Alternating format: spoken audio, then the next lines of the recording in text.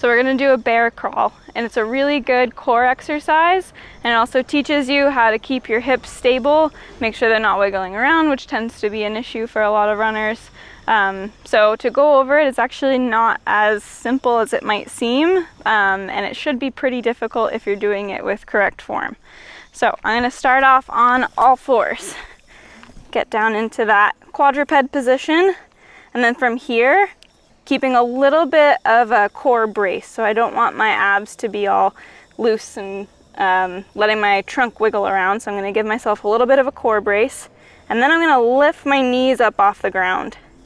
So watch how I lift my knees without like moving my back around.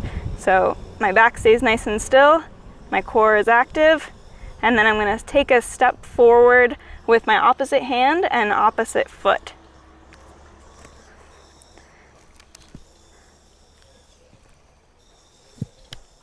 And if you're doing it right, nothing should be moving on your back.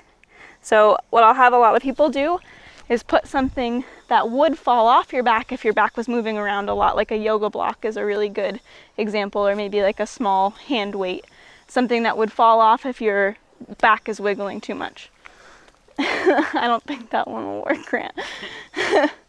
But yeah, so if you're keeping a really good core activation, your back shouldn't move too much. So one more time, I'm just gonna show you without any stopping. You can also do it backwards and forwards. So quadruped position.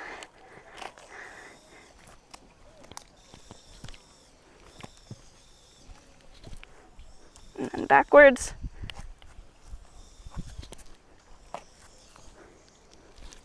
And then I would repeat that probably 3 or 4 times or until you get tired.